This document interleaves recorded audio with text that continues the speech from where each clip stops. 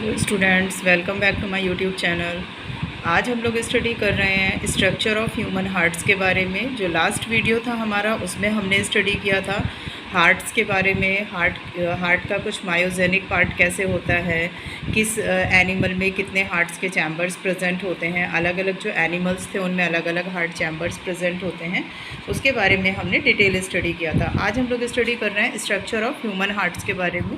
देखिए, structure of human heart, ये सबको पता है कि जो ह्यूमन हार्ट होता है वो 4 चैम्बर्स में डिवाइड होता है। 4 चैम्बर्स का मतलब होता है 2 आपके ऑरिकल होते हैं यानी ऑट्रियम होते हैं और 2 आपके वेंट्रिकल्स होते हैं। ठीक है, हमेशा ध्यान रखिएगा ये जो 4 चैम्बर्ड हार्ट होता है उसमें से ऑट्रियम की पोजीशन जो होती है वो अपर साइड होती है और वेंट्रिकल की जो पोजीशन होती है वो आपकी लोअर साइड पोजीशन होती है।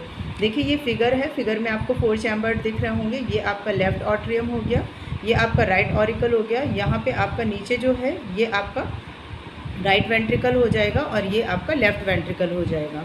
अब देखिए, यहाँ पे ये जो आपको 2 लाइंस टाइप की दिखाई दे रही है, यहाँ पे 3 होल्स दिखाई दे रहे हैं। ये जो 2 होल्स होते हैं इनको हम लोग बाई कैप्सिड वॉल्व के नाम से जानते हैं और ये जो 3 होल्स होते हैं इनको हम लोग ट्राई कैप्सिड वॉल्व्स के नाम से जानते हैं।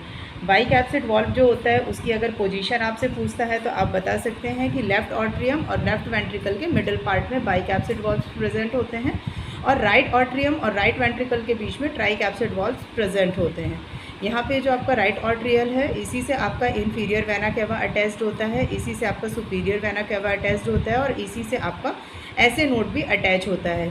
ये जो बीच में पार्ट होता है जिसकी वजह से राइट ऑट्रियम और लेफ़्ट ऑट्रियम अलग अलग होता है, उस पार्ट को हम लोग बोलते हैं क्या, आर्टरियल सेप्टा। इसको आर्टरियल सेप्टा के नाम से जाना जाता है। इस टाइप से करके ये हो गया एक ह्यूमन हार्ट का स्ट्रक्चर।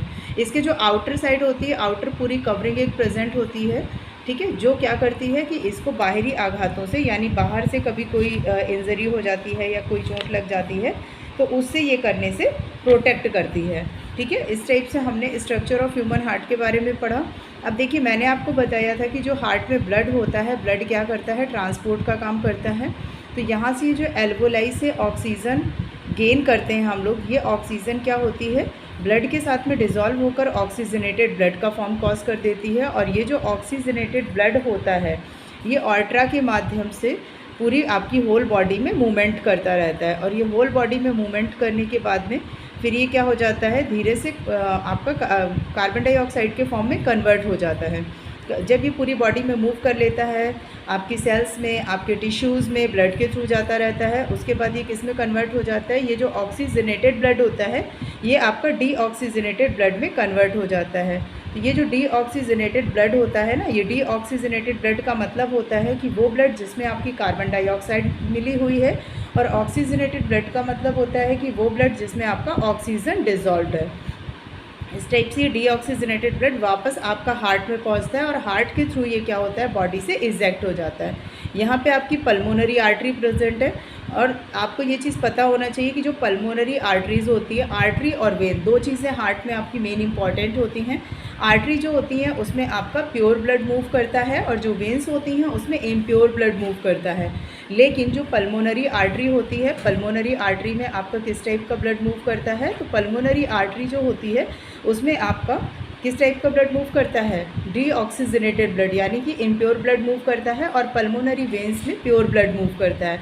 पल्मोनरी आर्टरीज़ को हम लोग फुसफुस धमनी के नाम से भी जानते हैं और पल्मोनरी वेन्स जो होती हैं वो फुसफुस सिरा के नाम से जाना जाता है। तो ध्यान रखिएगा, धमनी में हमेशा शुद्ध रुधिर बहता है और सिरा में हमेशा अशुद्ध रुधिर बहता है, लेकिन जो फुसफुस धमनी और फुसफुस सिरा होती है उसमें जस्ट उल्टा रुधिर बहता है।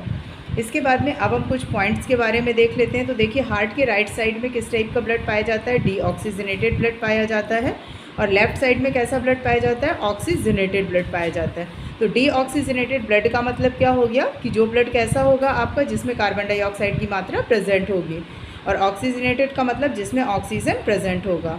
राइट ऑट्रियम में अपर साइड पर ऐसे नोड प्रेजेंट होता है। मैंने आपको यहाँ पे फिगर में बताया था कि अपर साइड में आपका कौन सा नोड प्रेजेंट है, ऐसे नोड प्रेजेंट होता है।